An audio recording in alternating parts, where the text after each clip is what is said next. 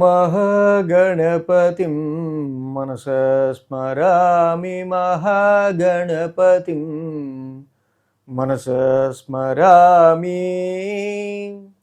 TR creations family అందరికీ నా హృదయపూర్వక ధన్యవాదాలు. అలాగే జూలై మాసానికి సంబంధించి మాస ఫలితాలు ఏ విధంగా ఉండబోతున్నాయని చూసే ముందు ఈ యొక్క మాసంలో మేజర్ ఈవెంట్స్ మనం చూద్దాం. సో ఇక్కడ చూస్తే కనుక 3వ తారీఖు సంకటహార చతుర్థి, 12వ తారీఖు మాస శివరాత్రి, 25 మనకి తొలి ఏకాదశి ఉంది, 29వ తారీఖున గురు పౌర్ణమి. అదే ఆషాఢం కూడా స్టార్ట్ అవుతుంది, 15వ తారీఖు నుంచి మనకి ఆషాఢ మాసం కూడా మొదలవుతూ ఉంది. ఇవి మేజర్ ఈవెంట్స్. ఇక గ్రహాల యొక్క సంచారం మనం చూసినట్టయితే కనుక ఈ మాసం మనం మేజర్ ట్రాన్సిటల్ చేంజెస్ విషయానికి వస్తే బుధుడు రిట్రగ్రేడ్ వక్రస్థితి పొంది ఆయన మళ్ళీ మిథునంలోకి స్వక్షేత్రంలోకి వెళ్తూ ఉన్నారు. అలాగే శుక్రుడు జూలై 7వ తారీఖు నుంచి కూడా అక్కడ జూలై 4 నుంచి శుక్రుడు సింహరాశిలోకి వస్తూ ఉన్నారు. జూలై 7 నుంచి బుధుడేమో మిథునంలోకి వెళ్తూ ఉన్నారు. అలాగే రవి యొక్క సంచారం కూడా ఇక్కడ మనకి 15వ తారీఖు తర్వాత 17వ తారీఖు తర్వాత మిథునం నుంచి కర్కాటకంలోకి ఉంటుంది. ఈ విధంగా కుజుడు వృషభ రాశిలో, రవి బుధులు మిథున రాశిలో, గురుడు ఉచ్చస్థితిలో కర్కాటక రాశిలో, కేతువు శుక్రుడు సింహరాశిలో, అక్కడ కుంభరాశిలో రాహు యొక్క సంచారం, మేన రాశిలో శని యొక్క సంచారం. ఈ విధంగా ముఖ్యంగా మనకి గ్రహాల సంచారం అయితే కనిపిస్తూ ఉంది. సో ఈ విధమైన గ్రహస్థితి ఆధారంగా మనకి మాస ఫలితాలు జూలై నెలకి సంబంధించి ఏ విధంగా ఉండబోతున్నాయి ఏంటనేది మనం చూద్దాం. కన్యారాశి వారికి సంబంధించి చూద్దాం. కన్యారాశి వారికి సంబంధించి చూస్తే కనుక ఈ రాశికి షష్టమంలో రాహు, దశమంలో రవి, దశమంలో బుధుడు, లాభంలో గురుడు, మొత్తంగా 4 గ్రహాల యొక్క అనుకూలత ఈ రాశి వాళ్ళకి యోగిస్తూ ఉంది. సో కన్యారాశి వాళ్ళకి ఇక్కడ చూస్తే కనుక మెయిన్గా యోగిస్తున్న గ్రహం రాహు. చాలా లాంగ్ రన్గా రాహు భగవానుడు అయితే ఈ రాశికి యోగిస్తున్నారు. 2025 జూన్ నుంచి కూడా మెయిన్గా 6th హౌస్లో రాహు యొక్క సంచారం. డెఫినెట్గా యూ డిఫీట్ యువర్ ఎనిమీస్. శత్రువులపైన పై చేయి సాధించడానికి, కాంపిటేటివ్ ఎగ్జామ్స్, కాంపిటీటర్స్, అలాగే రుణ ఒత్తిడిని అధిగమించడానికి, ఆరోగ్యానికి సంబంధించిన సమస్యల నుంచి మీరు కొంత ఉపశమనం పొందడానికి కావచ్చు, all your daily routine problems నుంచి మీరు బయటపడే విధంగా రాహు యొక్క సంచారం బాగా యోగిస్తూ ఉంది. ఇక 17వ తారీఖు వరకు కూడా రవి యొక్క దిగ్బలం దశమ స్థానంలో అద్భుతంగా యోగిస్తుంది. రవి కూడా 10th హౌస్లో ఉన్నారు. ప్రొఫెషనల్ మ్యాటర్స్ రీత్యా ఈ రాశి వాళ్ళకి సంబంధించి కొంచెం స్ట్రెస్ ఉన్నప్పటికీ కూడా ఇక్కడ ప్రొఫెషనల్ మ్యాటర్స్లో చాలా వరకు మీకు అనుకూలత, జాబులో అనుకూలత, మీరు చేసే పనుల నేను ఇంతకాలానికి నేను చేయడానికి ఒక గ్రిప్ ఉన్న పని దొరికింది నాకు అనుకునే విధంగా ఉండే ఆస్కారాలు ఉన్నాయి. నెక్స్ట్ బుధుడు ఇక్కడ మనకి లాభస్థానంలో ఉంటున్నారు 7వ తారీఖు వరకు. 7 నుంచి మళ్ళీ రెట్రగ్రేట్ అయ్యి దశమ స్థానంలోకి వస్తున్నారు. సో ఏదైనా గురుడు లాభంలోనూ యోగిస్తారు, దశమ స్థానంలోనూ యోగిస్తారు. గురువు గారి యొక్క సంచారం ఈ రాశి వాళ్ళకి తప్పకుండా లాభస్థాన సంచారంలో బాగానే ఆయన యోగిస్తున్నారు. పైగా ఈ రాశికి రాశి అధిపతి.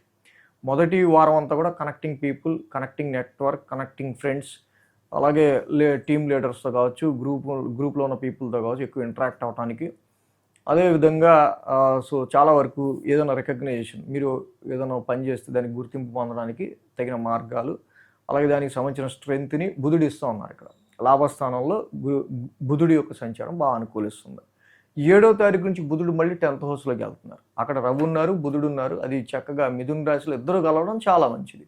ప్రొఫెషన్ రీత్యా కూడా బుధుడు 7వ తారీఖు నుంచి, ముఖ్యంగా 2వ వారం నుంచి ఆయన 10th హౌస్లోకి వెళ్ళడం ప్రొఫెషన్ రీత్యా కూడా మంచిది. కాబట్టి మొదటి 2 వారాలు ఈ రాశి వాళ్ళకి రవి బుధుల యొక్క సంచారం అనుకూలంగా ఉందనే చెప్పాలి. 17వ తారీఖు నుంచి రవి కూడా లాభస్థానాల్లోకి వస్తున్నారు. సో రవి యొక్క లాభస్థాన సంచారం జనరల్గానే యోగిస్తుంది. కాబట్టి ఇక్కడ రవి ఈ మాసం అంతా కూడా రవి యొక్క అనుకూలత బాగుంది, బుధుడి యొక్క అనుకూలత కూడా బాగానే ఉందని చెప్పాలి. అదేవిధంగా ఇక గురువు గారు ఈ రాశికి సంబంధించి చక్క లాభస్థాన సంచారంలో ఉచ్చ స్థితిలో కూర్చున్నారు. సో డెఫినెట్లీ గురువు గారి సంచారం ఏదైతే ఉందో ఎక్స్పాన్షన్ ప్లానెట్, పైగా ఉచ్చ స్థితిలో ఆయన ఎగ్జాల్టెడ్ హౌస్లో ఉండటం వల్ల వ్యాపారానికి సంబంధించి కానీ, అట్ ద సేమ్ టైం ఇక్కడ రియల్ ఎస్టేట్ కావచ్చు, వ్యవసాయానికి సంబంధించిన విషయాల్లో కావచ్చు, ఫిక్స్డ్ అసెట్ స్థిరాస్తులకు సంబంధించి మీరు తీసుకునే నిర్ణయాల్లో కావచ్చు, కొంత బెనిఫిట్ ఉండే విధంగా గురు భగవానుడి యొక్క ట్రాన్సిట్ మనకి ఇక్కడ అనుకూలిస్తూ ఉంది. సో ఈ విషయాల్లో గురుడు కూడా చక్కగా మీకు అనుకూలంగానే ఉన్నారు. సో ఈ విధంగా ఈ రాశికి మెయిన్గా ఏంటంటే ఉద్యోగపరమైన విషయాల్లోనూ చాలా కొంత బెనిఫిటబుల్గా ఉంది. అలాగే ఆదాయానికి సంబంధించిన విషయాల్లో, ఆర్థికపరమైన విషయాలు, ఫైనాన్స్కి సంబంధించిన విషయాల్లో మనం మెయిన్గా చూసినప్పుడు ఇక్కడ ఈ రాశి వాళ్ళకి సంబంధించి గురువు గారి ఉచ్చస్థితి సంచారం లాభస్థానాలు ఉండటం వల్ల చాలా కొంతవరకు ఫైనాన్షియల్గా కూడా బెటర్గానే ఉండే ఆస్కారాలు ఉన్నాయి.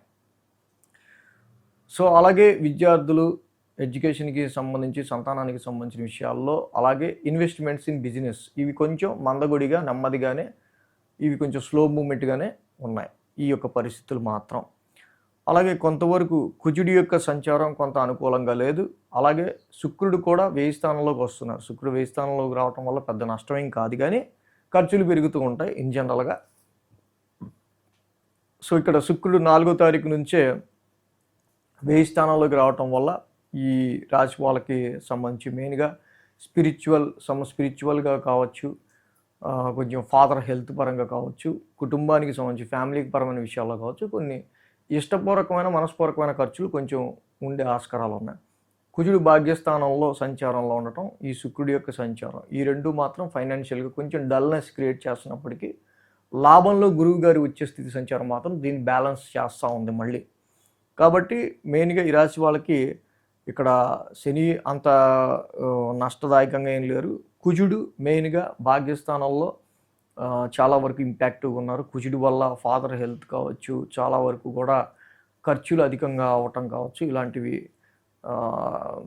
ఆపర్చునిటీస్ తగ్గడం కావచ్చు, ఇలాంటి వాటి నుంచి కొంచెం మీరు ఉపశమనం పొందాలంటే తప్పకుండా సుబ్రహ్మణ్య స్వామి ఆలయాన్ని డైలీ దర్శనం చేసుకోవడం, ధరణీ గర్భ సంభూతం చదువుకోవడం చాలా మంచిది. కుజుడు కేతువు మాత్రమే కొంచెం ఇంపాక్టివ్గా ఉన్నారు. కాబట్టి ఇద్దరికి సుబ్రహ్మణ్య స్వామి అధిదేవత కాబట్టి చక్కగా సుబ్రహ్మణ్య స్వామి ఆరాధన చేసుకుంటే చాలా మంచిది. కేతువుకి మాత్రం ఉలవలు 1 కేజీ పావు, రంగురంగుల వస్త్రం మంగళవారం పూట దానం చేసుకోవటం, మంగళవారం పూటే సుబ్రహ్మణ్య స్వామిని దర్శించుకున్న డైలీ వెళ్ళిన ఈ రాశి వాళ్ళకి ఇంకా బాగా మంచి బెనిఫిటబుల్గా ఉంటుంది. వ్యయంలో ఉన్న ఈ కేతువు వల్ల ఎప్పుడు మనకి పిచ్చికల్లో, పీడకల్లో, లేకపోతే నిద్రలేమి, కొంచెం స్లీప్ డిస్టర్బెన్సెస్ ఎక్కువ ఉండటం కావచ్చు, భాగ్యస్థానంలో ఉన్న కుజుడి వల్ల లాంగ్ జర్నీస్లో ఎక్కువ స్ట్రెస్ కావచ్చు, లేకపోతే మనం ఇందాక అనుకున్నట్టు ఫార్చ్యూన్ తగ్గడం, అదృష్టం తగ్గడం కావచ్చు. సో ఇలాంటి సిచ్యువేషన్స్ ఎప్పుడు ఉండొచ్చు. ఏ వారంలో లాభస్థానంలోనూ దశమంలో ఉన్న రవి గురుల వల్ల అటు ఉద్యోగంలోనూ ఇటు ప్రాఫిటబుల్గా ఏ వారాల్లో ఏ డేట్స్లో ఉండొచ్చు. ఇవి మనం వీక్లీ కూడా ఫాలో అవుతుంటే పలానా ట్రాన్సిట్ని బట్టి ఏ వారంలో ఏది హైలైటెడ్గా జరుగుతుంది, పర్టికులర్గా ఆ వారం ఏ రెమెడీ చేస్తే బాగుంటుంది అనేది ఇంకా బాగా తెలుస్తుంది. వీక్లీ కూడా ఫాలో అయితే మంచిది. సో ఇలాగే ఈ 2 గ్రహాలకి నవగ్రహ శాంతి మంత్రాలు ఎప్పుడు చదువుకోవడం మంచిది. కాబట్టి డిస్క్రిప్షన్లో కూడా వీటికి సంబంధించిన గ్రహశాంతి మంత్రాలు ఇస్తాను, మీరు తప్పకుండా చదువుకోవచ్చు. So thanks for watching TR creations. ధన్యవాదాలు. ఈ వీడియో కనుక మీకు నచ్చినట్లయితే లైక్ చేయండి, షేర్ చేయండి. మరిన్ని అప్డేట్స్ కోసం సబ్స్క్రైబ్ చేయడం మాత్రం మర్చిపోకండి.